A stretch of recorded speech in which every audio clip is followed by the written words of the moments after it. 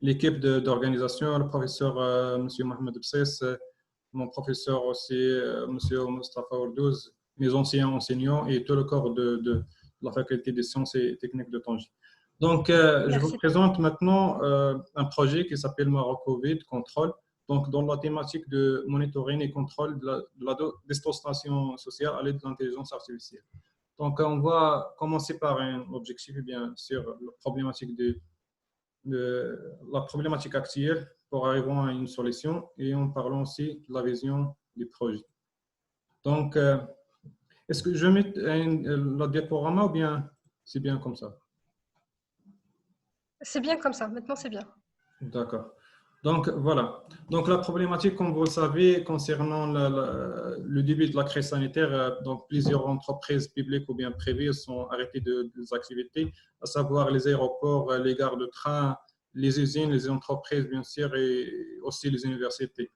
Donc, parmi les solutions de cette crise sanitaire, c'est de la distanciation sociale. Donc, pour ce faire, on a besoin d'un système de monitoring et pourquoi pas de contrôle bien de la prise de décision pour respecter la distanciation sociale et lutter contre cette épidémie.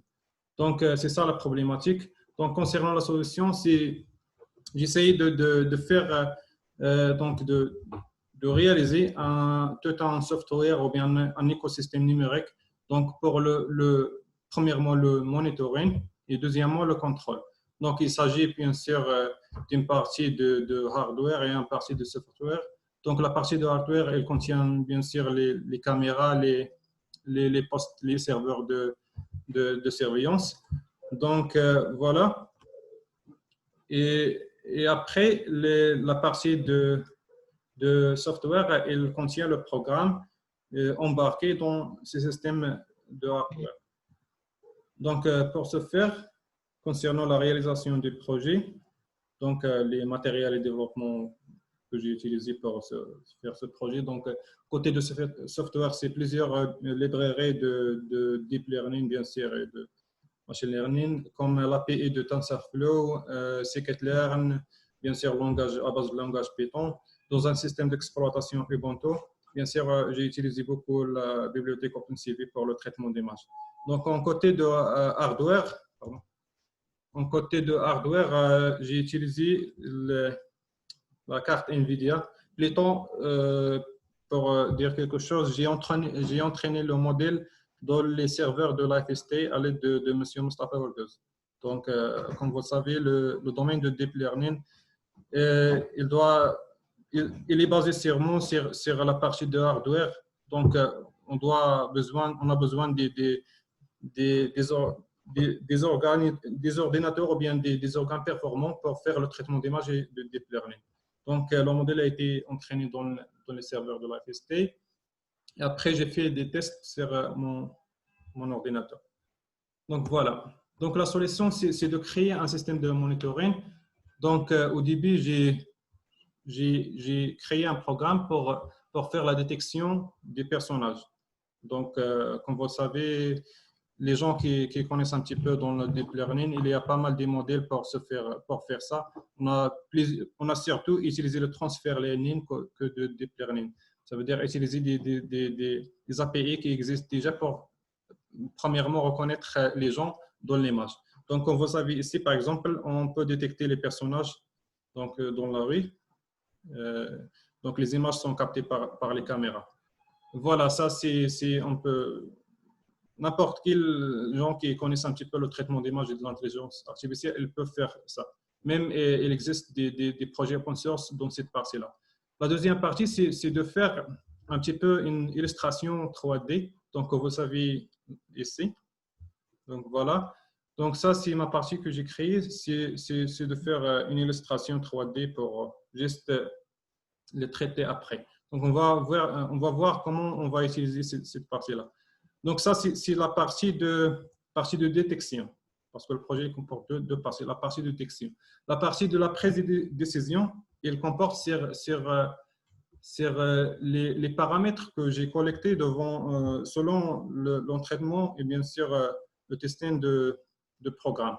Donc, vous avez, j'ai essayé de faire, bien sûr, d'utiliser pas mal de fonctions mathématiques pour, euh, pour, pour faire le, comment ça s'appelle, le future extraction des organes, des paramètres que j'ai besoin selon bien sûr, les données d'entrée. Donc, parmi ces paramètres, j'ai créé un paramètre qui s'appelle le distance sociale en pourcentage. Et bien sûr, comme vous savez, dans la deuxième partie, j'ai fait, par exemple, la distance entre deux personnes, bien sûr, pour chaque Monsieur image. Al-Qasri, Oui, Monsieur Al-Qasri, je suis très désolée de vous interrompre, mais vu qu'on est très limité par le temps, alors est-ce que d'accord, vous je pouvez vais passer. parler brièvement, s'il vous plaît, parce qu'il y en a d'autres projets qui doivent passer. Merci. D'accord, donc ça, c'est la dernière partie. Donc, on va faire une simulation maintenant en temps réel pour le projet.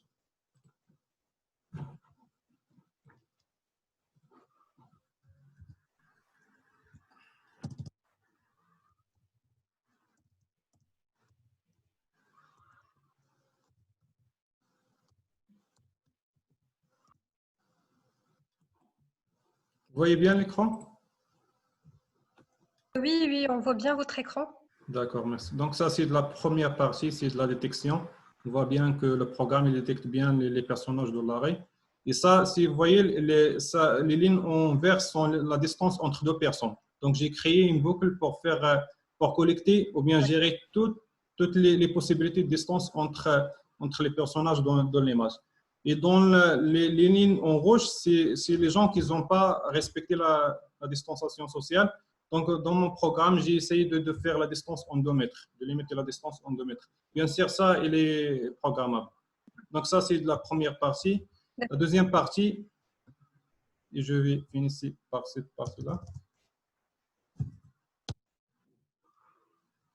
Donc, voilà, la troisième partie, c'est de la même, mais bien sûr, on voit en temps réel, par exemple, les données collectées, donc à chaque frame d'image. Donc, comme vous voyez, par exemple, si ici la ligne verte a été mise sous la ligne rouge, donc on aura vraiment un problème dans cet espace-là, s'il est bien sûr fermé ou ouvert. Donc, dans ce cas-là, par exemple, comme perspective de projet, on peut faire, par exemple, si on est dans un aéroport, on peut, par exemple, gérer les portes de l'aéroport qui entrent, par exemple, de fermer quelques portes et d'ouvrir quelques portes pour un petit peu faire une dispersion ou bien, bien sûr, une décentralisation des personnages tout en respectant la distanciation sociale. Donc ça, c'est bref un projet et D'accord, c'est parfait, je vous monsieur. remercie. Je vous remercie pour votre Donc, c'est attention. parfait. Merci, monsieur Al-Qasri, pour votre invitation Merci et à pour vous. votre participation qui était vraiment très intéressante. Nous tenons en cœur à vous remercier d'avoir répondu présent à notre invitation et nous vous félicitons pour votre travail honorable. Malheureusement, on n'a pas de temps, mais on continuera notre discussion. Pas grave. Donc, je passe la parole pour Manel pour continuer avec vous les stands. Merci Ilham, merci Monsieur Al-Qasri. Je m'excuse pour le temps. Vous pouvez m'entendre, n'est-ce pas? Oui. Je vais Oui, arrêter donc, le partage. oui. Donc, notre prochain intervenant est Monsieur Ayoub